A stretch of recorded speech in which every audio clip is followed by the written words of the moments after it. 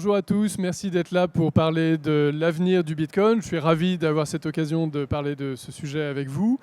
Pour me présenter en 2 mots, je m'appelle Yorick de Montbine, je suis haut fonctionnaire, je suis magistrat à la Cour des comptes, mais c'est à titre personnel que je m'exprime sur ces sujets. Alors pour commencer, je voudrais vous révéler en exclusivité mondiale un sondage extrêmement intéressant qui révèle que 98% des opposants au Bitcoin ne l'ont pas étudié. Ils n'ont pas la moindre idée de comment fonctionne le Bitcoin, mais ils ont un avis très tranché sur le Bitcoin. Ils ne savent pas ce que c'est que la difficulté du minage, l'ajustement de la difficulté, le nonce, une fonction de hachage, mais ils savent que le Bitcoin, c'est très mauvais.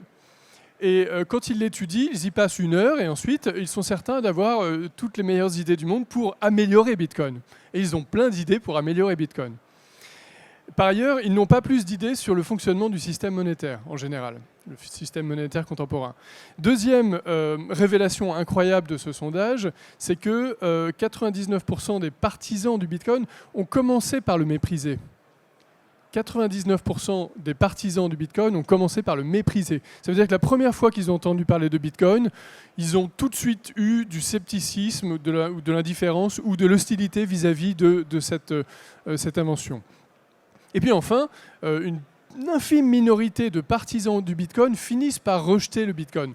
3% des partisans du Bitcoin finissent par le rejeter et par l'abandonner et estimer qu'il est en fait nuisible.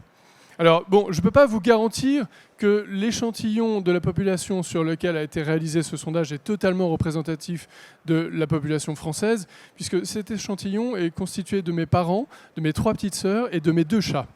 En revanche, je peux vous garantir que ces ordres de grandeur sont tout à fait pertinents. C'est à peu près fidèle à la réalité.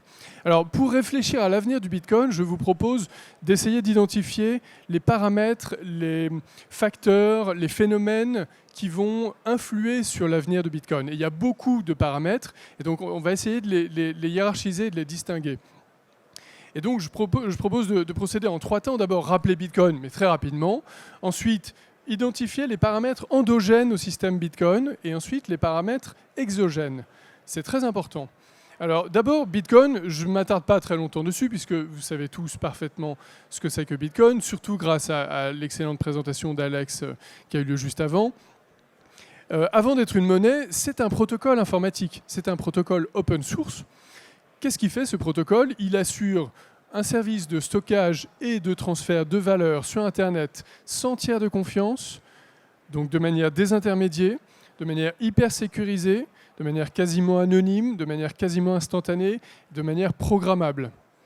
Et la sécurisation de ce dispositif inclut l'émission d'un jeton numérique et comptable qu'on appelle le Bitcoin, avec un petit b. Ce jeton numérique et comptable, il est utilisable comme une monnaie. Il n'est pas forcément une monnaie en soi. Rien n'est une monnaie en soi. Mais il est utilisable comme une monnaie. Et d'ailleurs, il est de plus en plus utilisé comme une monnaie. Et cette monnaie a un régime d'émission très particulier, puisque ce régime d'émission, il est officiel, il est non modifiable, il est prévisible, et il garantit une émission de ces jetons décroissante dans le temps, avec un rythme qui est divisé par 2 tous les 4 ans, ce qui fait aboutir la masse monétaire des bitcoins à une asymptote de 21 millions. Alors, donc je ne m'attarde pas plus sur cette définition de Bitcoin et je propose de passer aux paramètres et aux facteurs qui vont influer sur son avenir. L'avenir du Bitcoin, le système Bitcoin, le protocole Bitcoin avec un grand B, et l'avenir du Bitcoin avec un petit b, la monnaie ou la quasi-monnaie ou la monnaie en devenir Bitcoin. Alors, il y a 3 types de paramètres à prendre en compte. Il y a des paramètres qu'on peut appeler contingents ou transitoires ou temporaires. Il y a des paramètres essentiels qui sont peu susceptibles d'être modifiés. Et puis, il y a des paramètres qui restent modifiables, mais on ne sait pas s'ils seront modifiés ou pas. Et les paramètres contingents, c'est très important d'identifier en quoi ils sont contingents. Et beaucoup d'opposants au Bitcoin ne semblent pas faire cet effort et ne semblent pas bien voir cette différence entre facteurs contingents et facteurs essentiels. Par exemple, ils attribuent certains prétendus défauts du Bitcoin à des caractéristiques intrinsèques, alors qu'en fait, ce ne sont que des caractéristiques transitoires. Et en général, logiquement transitoires. Donc là, j'en ai listé quelques-uns, mais dans tous ces facteurs, on peut en trouver beaucoup d'autres. Ce sont des exemples. D'abord, la volatilité, c'est évidemment le paramètre auquel tout le monde pense en priorité. Cette volatilité aujourd'hui du Bitcoin, elle est très forte. Elle est très forte. C'est vrai. Et c'est un inconvénient, c'est un frein à son adoption en tant que moyen de paiement. C'est évident. Mais il faut bien comprendre que cette volatilité, elle est normale, elle était prévisible, elle est logique dans la phase de transition dans laquelle se trouve le système Bitcoin aujourd'hui. Pourquoi ? Parce que le Bitcoin, la masse monétaire de Bitcoin est une goutte d'eau dans les marchés financiers. Ça veut dire qu'un gros acteur ou une coalition de gros acteurs qui interviennent sur ce marché ont une influence relative énorme. Si Bill Gates se met à acheter pour 1 milliard de Bitcoin, ça va avoir un énorme impact sur le cours du Bitcoin. Mais si l'adoption se poursuit comme elle se diffuse depuis 12 ans, le nombre de détenteurs de Bitcoin va augmenter et le cours du Bitcoin va augmenter. Donc logiquement, la part relative des gros acteurs va diminuer. C'est très mécanique. Alors on ne sait pas combien de temps ça prendra, on ne sait pas à quel niveau de prix il faudra que le Bitcoin se trouve, mais logiquement, si l'adoption du Bitcoin se poursuit, la volatilité diminuera. Alors on peut penser que la volatilité va empêcher la poursuite de l'adoption, mais pourtant ce n'est pas ce qu'on voit dans les faits. Depuis 12 ans, le Bitcoin se diffuse malgré cette volatilité. C'est donc qu'il y a quelque chose, il y a quand même un phénomène intéressant. Si cette adoption se poursuit, la volatilité diminuera. C'est donc un facteur contingent, transitoire, temporaire de l'avenir de Bitcoin. Le caractère carboné ou polluant, ça aussi c'est un des sujets principaux. D'abord, les sources d'énergie décarbonées du minage de Bitcoin augmente. On estime qu'il y a à peu près 60% du minage de Bitcoin qui est aujourd'hui fait avec des énergies non renouvelables. Et c'est parfaitement compréhensible parce que les mineurs ont un intérêt économique à trouver les sources d'énergie les moins chères, qui sont souvent dans des endroits où il n'y a pas de demande industrielle pour l'énergie et où il y a au contraire des sites de production d'énergie renouvelable, comme des barrages hydroélectriques. Donc on peut penser que le caractère polluant ou carboné de Bitcoin va diminuer avec le temps si la tendance actuelle se poursuit. En revanche, le caractère énergivore de Bitcoin, lui, ne va pas diminuer. Et j'espère qu'il ne va pas diminuer, et j'espère même qu'il va augmenter. J'espère que Bitcoin va consommer de plus en plus d'énergie. Parce que plus il consomme d'énergie, et plus il est sécurisé, plus il est difficile à attaquer et piratable. Et sa proposition de valeur, c'est bien ça, c'est d'être un système de stockage et de transition et de transfert de valeur archi sécurisé. C'est pour ça que son cours est élevé. C'est parce qu'il permet ça. Si cette idée vous choque, c'est que vous avez une conception malthusienne de l'énergie. Vous croyez qu'il faut consommer moins d'énergie, qu'elle soit polluante ou qu'elle ne soit pas polluante. Et à ce moment-là, vous êtes très inconfortable avec le système de l'économie de marché. On peut au contraire penser qu'il y a une source illimitée d'énergie dans l'univers et qui ne dépend que de nous et de la technologie que nous allons inventer pour l'optimiser, pour l'exploiter de la manière la plus efficiente, la plus rentable possible au service de l'humanité. La scalabilité est un autre sujet qui est souvent évoqué. On a toujours dit que Bitcoin, en fait, était plus ringard que Visa ou Mastercard parce qu'il permettait de faire très peu de transactions dans le monde par minute. Ce sujet est en train d'être réglé avec le Lightning Network, qui est un protocole additionnel qui s'ajoute à Bitcoin et qui permet un nombre de transactions illimité, instantané, pour des frais de transaction ridicules, avec un niveau de sécurité, d'anonymat satisfaisant et sans dépenses énergétiques additionnelles. Et ça existe depuis 2018. Ça a été conceptualisé en 2015-2016 et ça fonctionne depuis 2018. Et en 2020-2021, ça a commencé à connaître un essor spectaculaire. Cet essor se poursuit et donc ça veut dire que les systèmes de paiement traditionnels sont ringardisés par le protocole Lightning Network. Et puis la programmabilité, donc ça c'est un peu moins une priorité de Bitcoin. Les transactions sont déjà un peu programmables, mais de manière limitée. C'est pour ça d'ailleurs qu'il y a tant d'autres blockchains qui proposent une programmabilité plus sophistiquée, comme Ethereum, Tezos, etc. La programmabilité de Bitcoin peut augmenter, notamment si un protocole complémentaire qui s'appelle RGB continue à se développer, mais ça prend beaucoup de temps et ce n'est pas la priorité. La priorité, c'est la sécurité de ce dispositif. Donc il n'y aura pas d'avancée de la programmabilité si ça doit se faire au détriment de la sécurité du dispositif. Et donc on peut penser que le système Bitcoin, et notamment la monnaie Bitcoin, peut continuer à se développer même si la programmabilité stagne. C'est donc un facteur vraiment contingent. Alors, en revanche, il y a des facteurs essentiels. Il y a des choses qui sont peu susceptibles d'être modifiées. Ou alors, si elles le sont, ça fera l'objet de scissions, on appelle ça des hard forks. Le caractère open source du protocole, qui est vraiment un atout, parce que ça aussi, ça détermine une partie du niveau de confiance qu'on peut avoir dans cet outil en termes de sécurisation. Puisque ça donne quelque chose qui est auditable facilement par tout le monde, par l'humanité entière. Le régime d'émission est peu susceptible d'être modifié parce que c'est un des socles de la proposition de valeur, de l'incitation des mineurs et de l'incitation des détenteurs de Bitcoin. Le régime d'émission décroissant, le cap à 21 millions, la division par 2 tous les 4 ans, probablement ça ne bougera pas. Le mécanisme de l'ajustement de la difficulté non plus. Et ça, c'est un mécanisme d'une très grande subtilité qui est très peu présenté dans les médias, et pourtant il est fondamental, parce qu'il fait de Bitcoin un des seuls objets de l'économie, et peut-être même le seul, pour lequel une augmentation de la demande n'entraîne pas une augmentation de l'offre. En termes économiques, on dit qu'il y a une élasticité de la demande à l'offre qui est nulle. Et ça, c'est vraiment important à comprendre.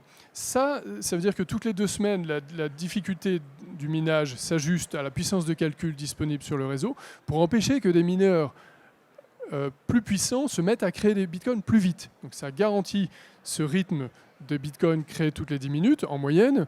Et ça fait que le bitcoin, si la demande augmente, ça ne va pas entraîner une augmentation de son offre et donc une diminution de sa valeur, ça va entraîner une augmentation de son niveau de sécurisation. Ça entraînera une augmentation de la puissance de calcul et pas une augmentation de l'offre. Alors ensuite, on peut penser que l'algorithme de consensus qui fait fonctionner la fameuse preuve de travail ne sera pas modifié non plus. En même temps, ça n'est pas impossible qu'il soit modifié, mais c'est vraiment pas à l'ordre du jour. Ça fait partie des socles de base. La preuve de travail, c'est un des éléments principaux du système Bitcoin. Et puis, il y a des paramètres modifiables, des choses qui peuvent être modifiées. La taille des blocs, il y a déjà eu des querelles là-dessus. Et il se peut que dans les années ou les décennies qui viennent, ça change. Le nombre de décimales, vous savez que Bitcoin est divisible en 100 millions d'unités. Beaucoup de gens qui critiquent Bitcoin ne savent pas ça, que le Bitcoin est divisible en 100 millions d'unités. Et donc, ils se disent, mais comment les populations pauvres peuvent utiliser Bitcoin? Elles n'ont pas assez d'argent pour s'acheter un Bitcoin. C'est un élément majeur, pourtant, pour comprendre Bitcoin. Et donc, il est divisible en 100 millions d'unités, et c'est un paramètre qui est modifiable facilement, de manière consensuelle, rapide, si nécessaire. Et puis, il y a des paramètres techniques divers qui sont modifiés régulièrement pour améliorer l'anonymat, pour diminuer l'information, la quantité d'informations présentes dans les transactions, donc dans les blocs. Et puis, il y a probablement des ajustements qui devront être faits si l'informatique quantique se développe pour résister à des attaques de l'ordinateur quantique, et notamment éventuellement en adoptant des fonctionnalités procurées par l'informatique quantique. Alors, il y a aussi des facteurs exogènes, bien sûr.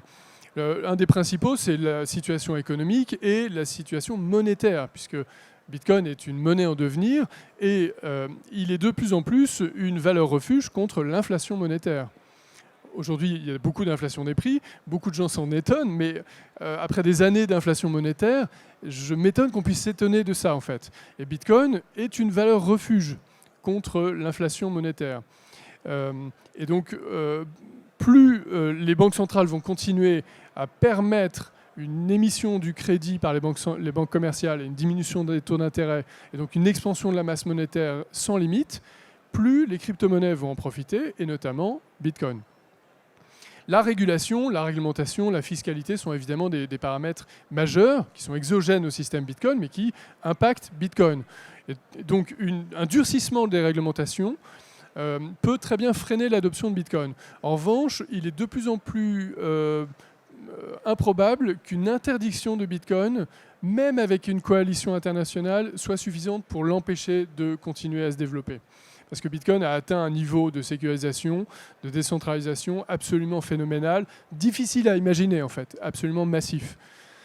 Et puis, par ailleurs, il y a des aspects de la régulation qui peuvent être positifs. Il y a des endroits, des pays où on comprend que c'est l'économie de demain. Il faut attirer le capital, les entrepreneurs, l'innovation, la recherche. Donc il y a des dispositifs fiscaux attractifs. Il y a des efforts pour clarifier la réglementation. Et il y a même un pays qui a donné cours légal au Bitcoin, le Salvador, à la surprise générale. Et il n'est pas du tout impossible que ça continue. Il y a déjà des villes qui parlent de ça. Il y a des élus qui sont favorables au Bitcoin. Il y a de plus en plus de parlementaires qui détiennent des Bitcoins, notamment aux États-Unis, et qui sont extrêmement actifs en faveur du Bitcoin. Et en fait, ça va plus vite aux États-Unis qu'en Europe. Une fois de plus, comme c'est étonnant. Et dans 20 ans, si à ce rythme-là, les GAFA de demain seront aux États-Unis et viendront racheter nos banques en faillite en Europe. Et voilà, ce sera une duplication de ce qui s'est passé avec Internet. Et puis, il y a ce fameux projet des monnaies numériques de banque centrale qu'on compare souvent au Bitcoin et aux crypto-monnaies, alors qu'en fait, elles n'ont pas grand-chose à voir. Ce seront des outils centralisés, contrôlables, qui permettront de continuer l'émission monétaire sans limite, qui permettront aux banques centrales d'accroître leur levier de politique monétaire hyper expansionniste, qui donneront à la puissance publique un outil de contrôle de la vie privée beaucoup plus efficace, instantané et rapide que tous les outils de contrôle de la vie privée qui existent aujourd'hui. Et c'est donc quelque chose qui est parfaitement antithétique avec le Bitcoin, en fait. Et je pense que quand les gens auront le choix entre les deux, quand ils verront que leur monnaie numérique de banque centrale fond avec le temps parce qu'on leur impose des taux négatifs sur leur compte bancaire, ils se porteront vers Bitcoin très très vite, beaucoup plus vite qu'aujourd'hui. Un peu comme dans les pays en développement où il y a beaucoup d'inflation, beaucoup de gens utilisent Bitcoin sans avoir un doctorat en économie. Au Nigeria, au Salvador, en Argentine, en Turquie, au Venezuela, des gens qui savent à peine lire et écrire, en fait, comprennent mieux Bitcoin que nos banquiers et sont en train d'en acquérir. Et si Bitcoin continue de se diffuser, il y aura un transfert de valeur inouï entre ces populations et ce sera peut-être une forme de justice. Alors, en conclusion, vous voyez qu'il y a beaucoup de facteurs à prendre en compte. C'est difficile de faire des pronostics sur l'avenir de Bitcoin. On peut se dire que le fait qu'il soit toujours présent, qu'il continue de se développer, qu'il y ait un écosystème avec des milliers d'entreprises, de développeurs, que le cours soit à un niveau toujours quand même assez élevé malgré sa volatilité. Tout ça, malgré les attaques incessantes, les mensonges, les calomnies, les tirs de barrage massifs, systématiques, qui sont pilotés par des gens et des acteurs qui sont menacés par l'écosystème Bitcoin, le fait que Bitcoin soit toujours vivant malgré tout ça, ça relève un peu du miracle. Alors est-ce que c'est un miracle ou est-ce que c'est quelque chose qui est solide et qui va continuer à se développer? Moi j'ai l'intuition qu'en fait, Bitcoin est là et il n'est pas prêt de disparaître. Si les tendances actuelles se poursuivent, l'écosystème, le protocole, la monnaie Bitcoin vont continuer à se développer. Et on peut envisager plusieurs scénarios, ça peut prendre plus ou moins de temps. La capitalisation totale de marché pourrait atteindre celle de l'or, ou peut-être plus. Et donc moi je me garderais bien de faire un pronostic là-dessus. Mais tous les indicateurs sont verts à mon avis. Je m'arrêterai là. On a encore 2 minutes pour une ou deux questions si vous voulez.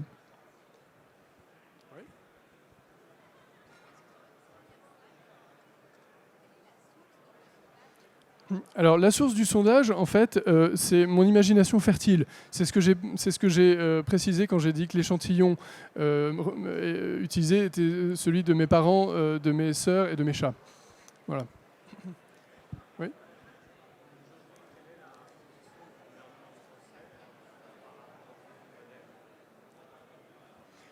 Alors, la position du gouvernement français par rapport aux crypto-monnaies, elle est prudente, elle évolue lentement mais sûrement, mais elle reste quand même encore figée sur l'idée que ce qui est important, c'est la blockchain et pas les crypto-monnaies, la technologie blockchain. Or, de plus en plus de gens se rendent compte qu'il est quand même très difficile de dissocier le sujet blockchain du sujet crypto-monnaie. Pourquoi ? Parce que les blockchains innovantes, ce sont les blockchains ouvertes. Celles où tout le monde peut participer. Ce sont celles qui, justement, permettent le plus de sécurisation. Or, pour qu'elles puissent être sécurisées, elles ont besoin d'une rémunération et d'une incitation des acteurs qui font fonctionner ce système. Cette incitation, ce sont ces jetons numériques et comptables qui sont échangeables sur des marchés, qui peuvent prendre de la valeur, et qui sont donc utilisables comme des monnaies. Donc, les blockchains ouvertes ont besoin de crypto-monnaies pour fonctionner. Et donc, le discours des autorités, en fait, est de plus en plus déconnecté de la réalité s'il reste figé sur ce cliché initial. Je crois qu'on peut s'arrêter là. Merci.